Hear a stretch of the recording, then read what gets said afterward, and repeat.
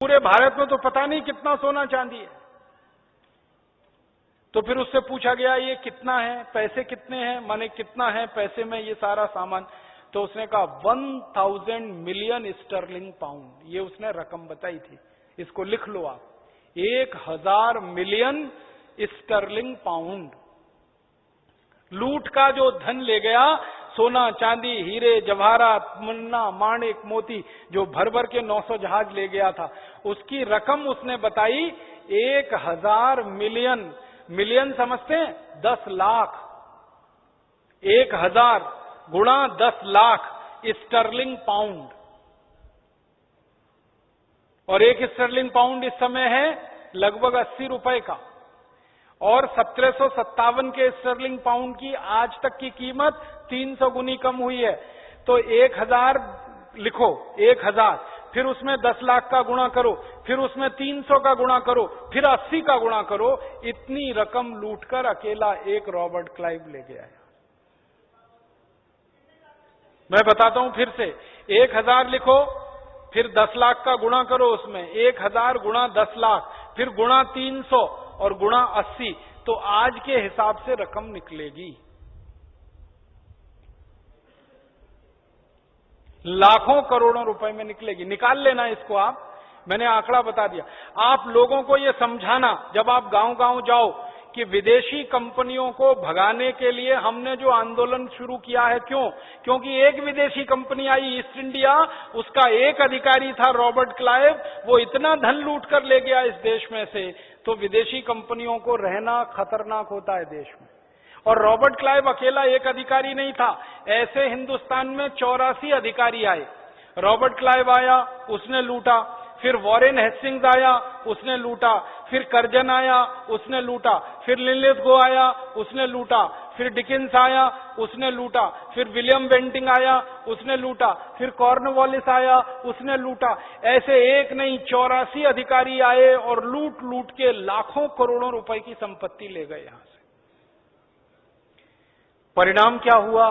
परिणाम यह हुआ कि जो देश के एक एक घर में सोने चांदी के सिक्कों का ढेर लगा रहता था, ईस्ट इंडिया कंपनी के लगभग 100 साल की लूट में सारा देश कंगाल और भिखारी हो गया। गरीबी पूरे देश में फैल गई। हम हिंदुस्तान को भगवान ने गरीब नहीं बनाया, दुनिया के बहुत सारे देशों को भगवान ने गरीब पैदा किया है। दुनिया में ऐसे बहुत सारे देश हैं जो बहुत गरीब हैं भगवान के कारण, क्योंकि उनके देश में कोई संपत्ति नहीं है प्राकृतिक।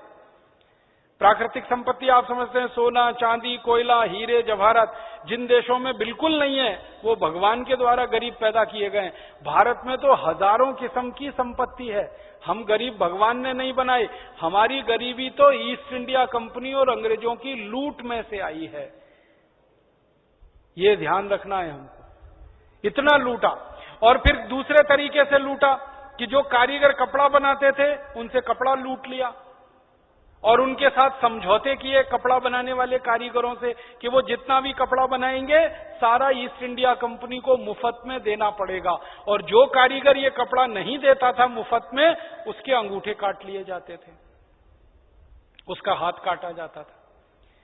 फिर ईस्ट इंडिया कंपनी ने एक कानून बनाया कि भारत के किसान जो भी अनाज पैदा करते हैं उसका 90% अंग्रेजों को देना पड़ेगा। अगर कोई किसान 100 कुंटल अनाज पैदा करता है तो 90 कुंटल अंग्रेजों को देना पड़ेगा, और किसानों को लूटना शुरू कर दिया अंग्रेजों ने। फिर हमारे जो व्यापारी थे ना, व्यापारियों को लूटना शुरू किया अंग्रेजों ने। कैसे लूटना? व्यापारियों पे टैक्स लगा दिया अंग्रेजों ने। कोई भी व्यापारी माल बनाएगा उत्पादन करेगा तो उस पर अंग्रेजों ने 350% टैक्स लगा दिया। जैसे 100 रुपए का कपड़ा मैं पैदा करूं, उस पर 350 रुपए टैक्स देना पड़ेगा। फिर उस कपड़े को बेचूं तो बेचने के लिए टैक्स देना पड़ेगा, फिर बेचकर मुनाफा कमाऊं तो मुनाफे पर टैक्स देना पड़ेगा, इनकम टैक्स। ऐसे 20 किस्म के टैक्स लगा दिए और व्यापारियों को लूटना शुरू कर दिया। तो कारीगरों को लूटा, व्यापारियों को लूटा, किसानों को लूटा, और लूटने आर्थिक रूप से और दूसरे काम बहुत किए अंग्रेजों ने। दूसरे काम क्या किए, जहां जहां अंग्रेज जाते थे लूटमार करने के लिए, किसी भी गांव और किसी भी शहर में, वहां अगर उनको हमारे देश की माताएं बहनें जो सुंदर हैं शरीर में दिखाई दे जाएं, तो अंग्रेज उनको छोड़ते नहीं थे बिना बलात्कार किए। धन तो लूटा ही हमारा, हमारी मां बहन बेटियों की इज्जत भी लूटी उन्होंने। और मां बहन बेटियों के साथ इतना बुरा बर्ताव करते थे कि वो पढ़ते समय मुझे खून खौलता है।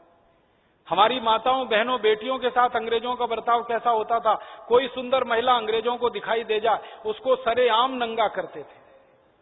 फिर उस महिला के स्तन का जो अग्र भाग होता है उसको लोहे के चिमटे से दबाते थे, और तब तक दबाते थे जब तक खून ना निकल आए, और इस पर अंग्रेज हंसते थे और वो मां बहन बेटी चीखती और चिल्लाती थी। जब वो बेढल हो जाती थी, गिर पड़ती थी, तब अंग्रेज उसके साथ बलात्कार करते थे और सामूहिक बलात्कार करते थे, और बाद में उसकी गर्दन काट देते थे और उसको फेंक के चले जाते थे। ये अंग्रेज किया करते थे। खाली लूटमार नहीं करते थे, माताओं बहन बेटियों के साथ व्यभिचार किया करते थे।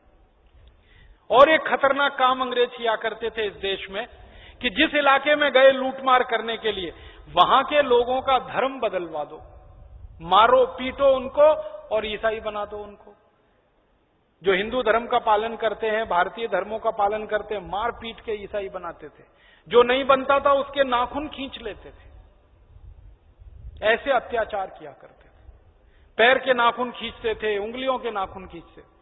और कई बार क्या होता था, कई कई गांवों में इकट्ठे लोग हो जाते थे संघर्ष करने के लिए, तो बर्फ की सिल्लियों पर लोगों को नंगा लिटाकर ऊपर से भैंस की मार मारते थे अंग्रेज। ऐसे अत्याचार करते। और कई तरह के अत्याचार वो ऐसे किया करते थे।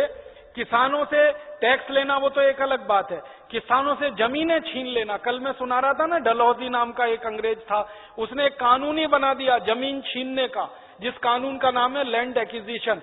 एक एक गांव के 25-25 हजार किसानों से एक एक दिन में जमीनें छीनते थे। तो जमीनें छीनने का अत्याचार, मां बहन बेटियों के साथ बलात्कार का अत्याचार, पैसे की लूटमार का अत्याचार, धर्म परिवर्तन का अत्याचार, ऐसे सब तरह के अत्याचार अंग्रेज और ईस्ट इंडिया कंपनी कर रहे थे। तब उनके खिलाफ भारत में विद्रोह हुआ था और तब भारत के लोगों ने बगावत की थी। पहला विद्रोह तो हुआ 1857 में, आप सभी जानते हैं।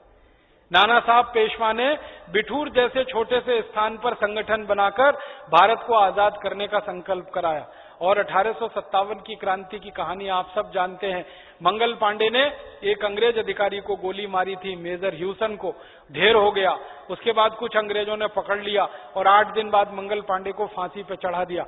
तो मंगल पांडे के जो सहयोगी थे उन्होंने नौकरी छोड़ दी, संकल्प उठा लिया, हाथ में गंगाजली उठाई और कसम खाई कि जिन अंग्रेजों ने मंगल पांडे को अत्याचार करके मारा है, हम इन अब अंग्रेजों को मारेंगे।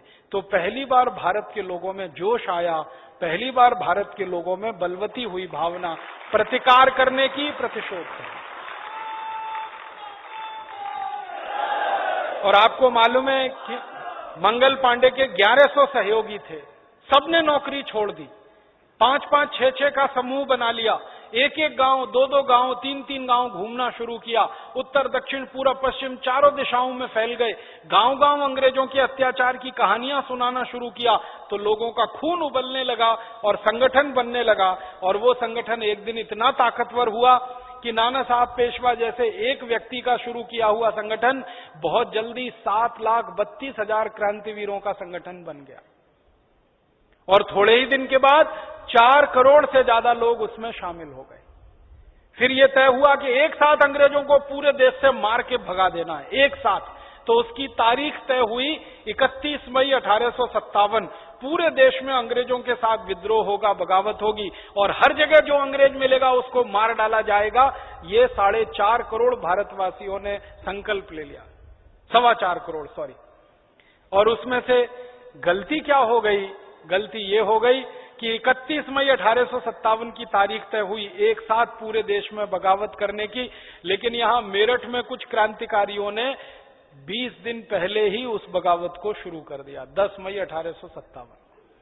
गड़बड़ ये हो गई। माने अति उत्साह जो है ना, बहुत खतरनाक होता है। जब तय हुआ कि पूरे देश में 31 मई को एक साथ विद्रोह करेंगे अंग्रेजों के खिलाफ, तो मेरठ में 10 मई को करने की कोई जरूरत नहीं थी। लेकिन मेरठ में कुछ जाट समूह के लोग थे जिन्होंने पूरा आओ न देखा ताओ अंग्रेजों पर चढ़ बैठे।